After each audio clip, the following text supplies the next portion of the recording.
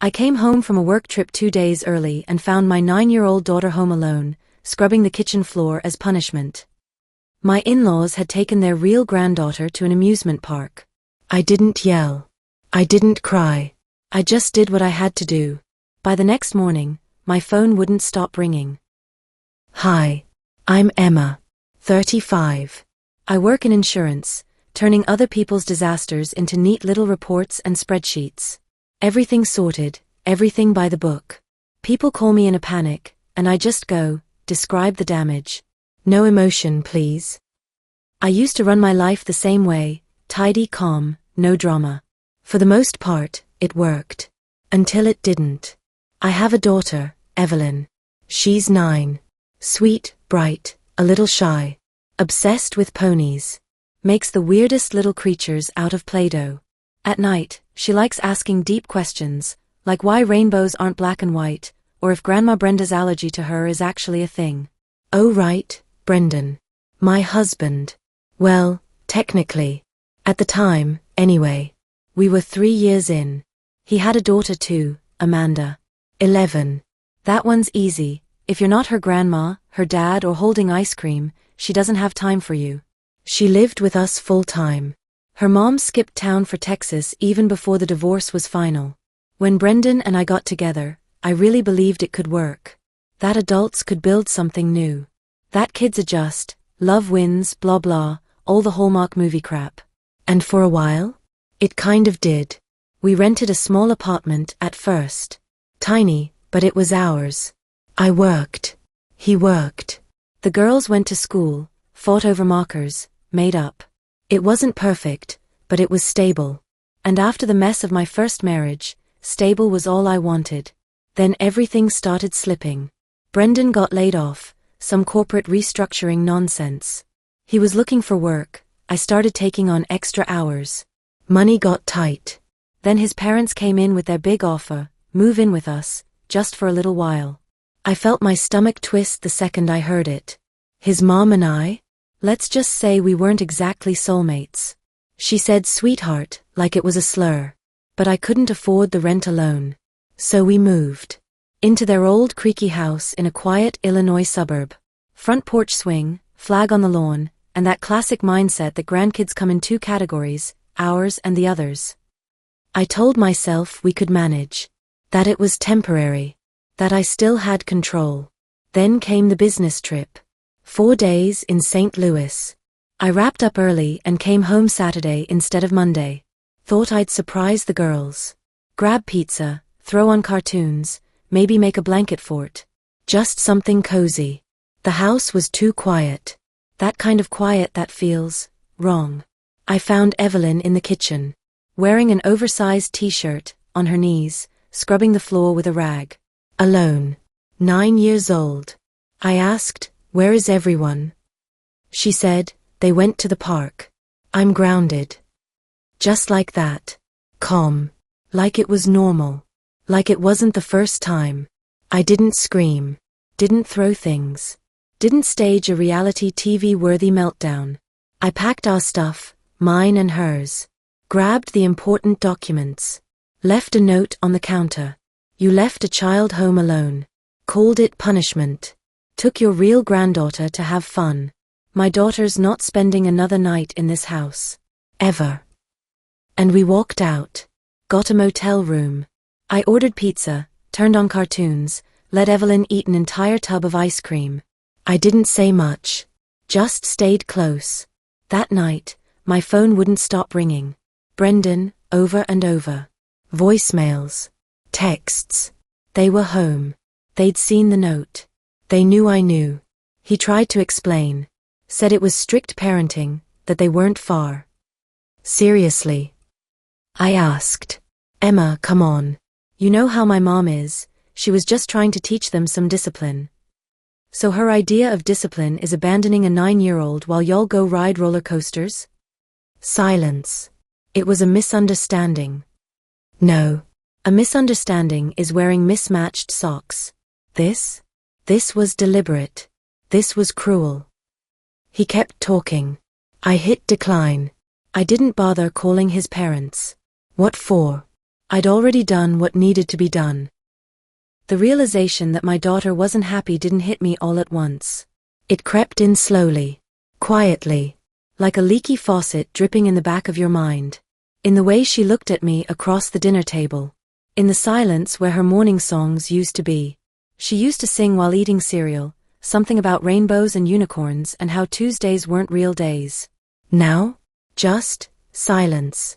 When we first moved into Brendan's parents' house, I told myself it was no big deal. Just a rough patch. A couple of months, tops. He'd find work, we'd get back on track. I mean, we were grown-ups. Adults push through, right? The first few days were strained. His mom greeted me with a smile that made me want to take a shower. His dad was like background noise on a TV with the volume turned down. You knew he was there, but you didn't care. Hope you'll be comfortable, sweetheart, she said, showing me our room. We did our best, but we understand, it must be hard for you to adjust to a real family. A real family. Bookmark that phrase. It'll come back later. Living under their roof was like trying to navigate a minefield in ballet slippers. Smile, but not too wide. Don't put your mug there. Don't open windows after 5 p.m. unless you want to summon a tornado straight from hell. I tried to be polite. Too polite, maybe. I mistook tolerance for submission. Amanda adjusted right away. She got her own room. Her own shelf in the bathroom. Her special chair at the dinner table. Evelyn, meanwhile, started off sharing a room with her. That lasted 2 weeks, until suddenly Evelyn moved, because Amanda wasn't sleeping well. I let it go. Smiled through it. Because heaven forbid I become that woman, the nagging second wife who's always starting drama. Then came the money. Turns out Brendan's parents had a second mortgage. And surprise, they couldn't keep up with the payments. His mom had a tiny pension. His dad worked at a hardware store 2 days a week, just to keep from rotting.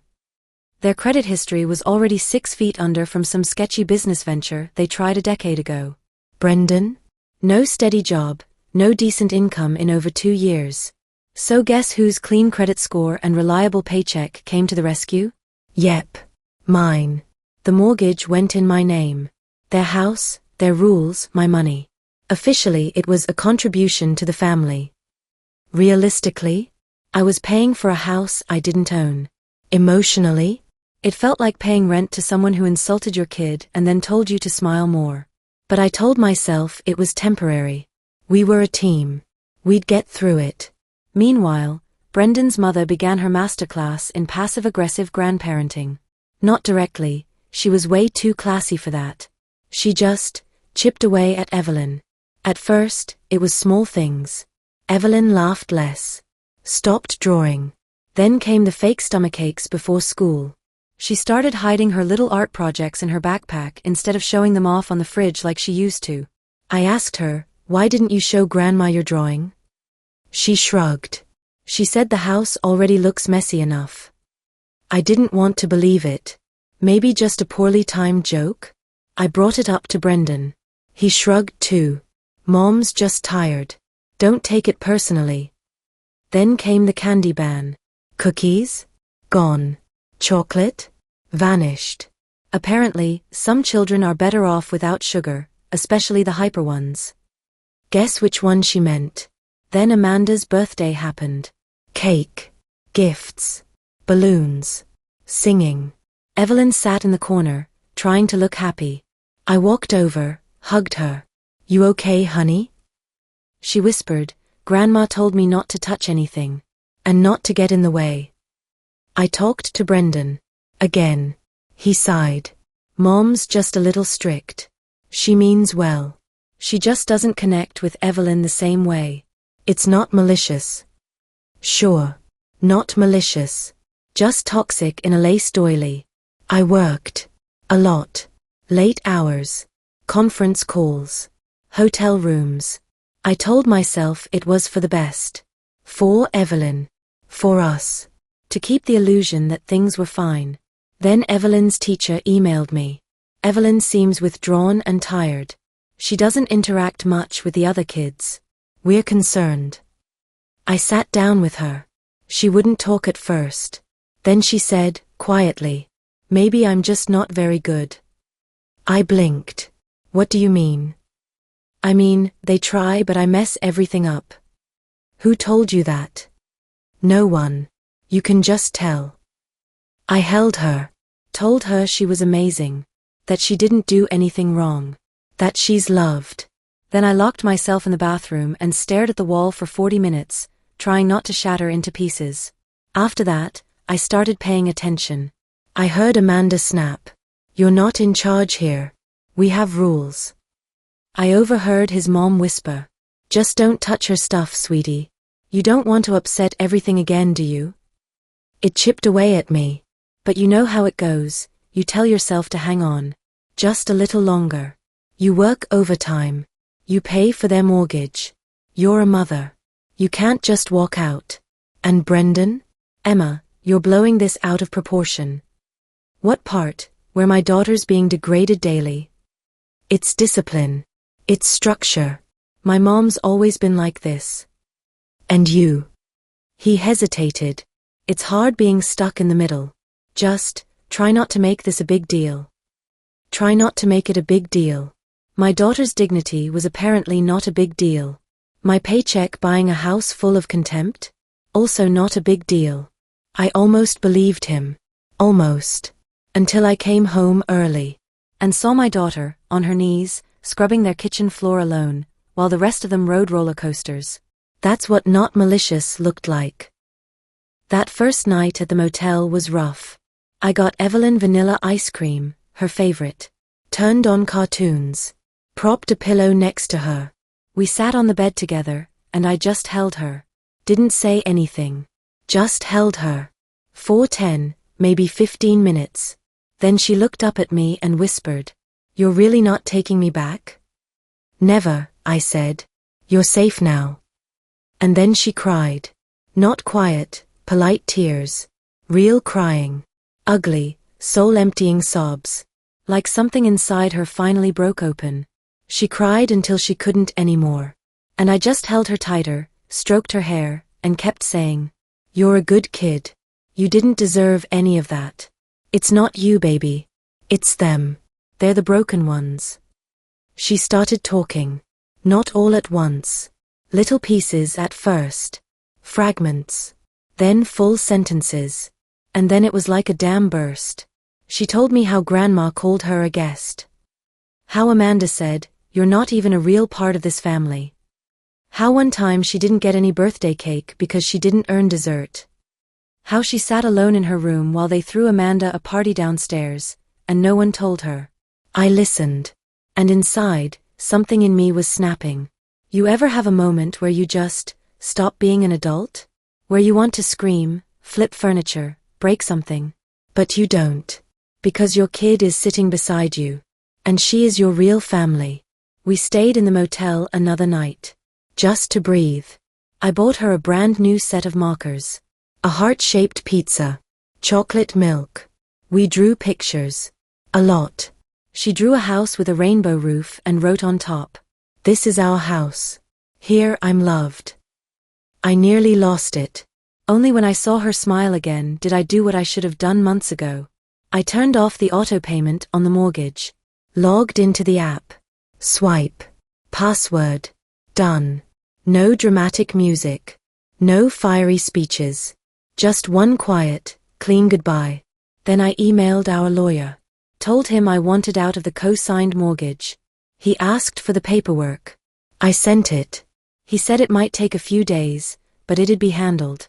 Next, we went to the police. I told the officer that my 9-year-old daughter had been left completely alone in a house all day, as punishment. That's illegal in Illinois, especially when the child is emotionally at risk. They asked a ton of questions. Who was the responsible adult? How long was she alone? Has this happened before? I answered everything. Clearly. Calmly. Like I was in a meeting at work. We'll assign a caseworker, they told me. And open a file. That was it. We went back to the motel. I ordered more pizza. Evelyn watched cartoons. I scrolled the news. And for the first time in what felt like forever, it was just the two of us. No tension. No walking on eggshells. Just peace. About a week later, a letter showed up at Brendan's parents' house. A formal notice. Missed mortgage payment. Foreclosure warning. My phone started ringing again. Brendan. Emma, what the hell? Are you trying to get my parents kicked out of their home? I'm trying to make sure my daughter never scrubs your kitchen floor again while you're eating hot dogs at Six Flags. It wasn't their fault. You're right. It was all of ours. For letting them do this to her. But that stops now. Cue the meltdown. His mom called me from someone else's phone, screaming about how I destroyed their family. His dad texted me saying I was brainwashing the child. I ignored all of it. I had better things to do. Like helping Evelyn heal. We found her a school counselor. I took time off work. We went on walks. Talked. Laughed at dumb cartoons. Breathed. When the social worker finally showed up, Evelyn told him everything. No tears. No fear. Just facts. How she kept trying to be good enough. How she thought maybe she really was the problem. How she was scared to tell me because she didn't want to ruin things. Then she looked at me and said, "But now I know I'm a good kid. Because you said so." That's when I knew I had done the right thing. No guilt. No doubt. Just clarity. She knew she was loved. And no one was ever going to make her question that again. At first, they tried the whole let's make peace routine. Brandon showed up with flowers and gifts. His daughter brought a new toy for Evelyn. His mom came by with a pie, the same pie she only ever baked for Amanda's birthday. I didn't open the door. They left things on the porch. I threw them away. Then Brandon started showing up at Evelyn's school. Dropped off a notebook with horses on the cover, a box of chocolates, and a note that said "We miss you." Evelyn put them in her backpack. That night, she handed them to me and asked, "Can we toss this?" We did. Then he started waiting for us outside school. Said we needed to talk. Said he didn't know. Said his mom went too far. Said he wasn't in a good place. Said it all happened so fast. Said he missed us. Said he loved us. Said he finally saw everything clearly. I listened. Once. Just once. Because he didn't come to me, he came to Evelyn. Tried to hug her. Tried to hand her a new toy. Tried to play the nostalgia card. Remember when we went to the lake? You laughed so much. Evelyn stepped back. Looked him dead in the eyes and said, "You were standing right there when they laughed at me." That was it. After that, I told Brandon he wasn't allowed near her anymore. Why? Because when you spend years making a kid feel like an outsider, and then suddenly show up with ponies and baked goods, that's not love. That's manipulation. And I'm done letting people mess with my daughter's head. He tried to bring up the good old days. You know, before we moved in with my parents, we were happy. And I remember just staring at him, wondering, were we really? Or was I just hoping we'd get there someday? You didn't protect her, Brandon, I said. You knew. You always knew. He didn't deny it. Just looked at the ground like a kid caught stealing gum at a gas station. I told him I'd already filed. There's a temporary order now. He and his parents can't come near Evelyn without my permission. Everything he says can be used in the CPS investigation. He tried yelling. I shut the door in his face. When it finally sank in that I wasn't coming back. That I wasn't pulling the complaint or saving their mortgage. They went on the offensive. His mom filed a counter-report with CPS. About me. She claimed I was mentally unstable. Unfit. That I was emotionally harming Evelyn. That I left her alone in the evenings. That the girl often seemed scared. And, my personal favorite, we raised her as our own, and now she's punishing us. Basically, she painted me as an exhausted mess of a mother, unraveling under pressure, dragging a child out of the only stable home she'd ever known. CPS called me. I wasn't surprised. I was ready.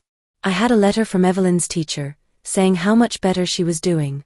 I had notes from the school counselor, a doctor's report, a financial record from my lawyer showing how much I'd supported Brandon's family. And I had the police report, filed the day Evelyn was left home alone. But most importantly, I had Evelyn. And CPS listened to her. They took her seriously. This little girl who thought she didn't deserve cake. Who said she was bad at being good. Who remembered her grandmother saying, "Your mom already has to deal with you, don't make it worse." The caseworker visited their house. Brandon's mom answered the door with her best, with a real victim's here face. She claimed Evelyn was difficult. Said I was always traveling. Said we're family, and she was just trying to teach her discipline. Said I was doing all this out of spite. Brandon's dad stayed silent, as usual. Brandon tried to take the blame. I wasn't well. I was stressed. I wasn't thinking straight. But when the caseworker asked him, who left the child home alone? And, did you know about it? He went quiet. The result? An official CPS investigation. Now their household is being monitored. They're checking on Amanda too. Brandon got a formal notice. If the conflict continues, he could temporarily lose custody. It's serious. Especially since Amanda's mom isn't in the picture. If CPS decides it's an unsafe environment, they'll step in. And then the calls started again. But now it was rage, not begging. You destroyed our family, his mom yelled in a voicemail. You blew everything up over one mistake. Brandon texted. I didn't answer. I forwarded it all to my lawyer. Kept everything. Then came the second letter from the bank. One more missed payment, and foreclosure proceedings would begin. No more warnings. No more grace periods. They kept calling, texting, banging on my door, begging, threatening. I didn't open it. Evelyn was scared. I told her, "You're safe now." And she believed me. Brandon's final voicemail? Pathetic. You could stop this, you know. We can work it out. We're still a family. I answered, calm as ever. We're not a family anymore. And I didn't destroy anything. I just stopped paying for your mistakes. It's been almost a year. That house we once temporarily moved into? Foreclosed. Gone. I wasn't checking, just happened to see the listing online. Same shutters. Same cracked porch steps. Big red label across the top. Foreclosure, sold as is. Brandon's parents now rent a trailer in a far-off part of town.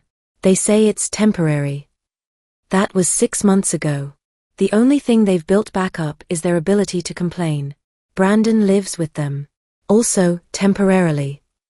As for me, the case against me was closed. Unsubstantiated. All reports confirmed. Evelyn wasn't traumatized, she was finally safe. CPS gave Brandon's family a warning. Next time, there won't be one. We're renting a small apartment now. Cozy. Ours. Evelyn has her pony blanket. Stickers on her closet.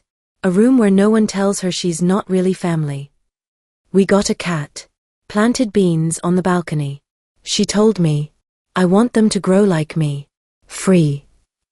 I work from home. Pick her up from school. Go to meetings. Sometimes just sit and watch her draw. Weekends? We bake cupcakes. Go to the zoo. Just us. And honestly, that's enough. Sometimes I wonder, what if I'd just yelled? Slammed some doors? Thrown a fit? Maybe they'd have talked me down. Hugged me. Convinced me to stay. And Evelyn would still be scrubbing their floors. Trying to earn her existence. But I didn't yell. I just got up. And left. I erased them from our life. The same quiet way they tried to erase my daughter from theirs. Now we're okay. And the ones who thought I'd just take it forever? They're not. What do you think? Did I go too far? Or was it the only thing I could do? Let me know in the comments. And hit subscribe. I've got more stories coming.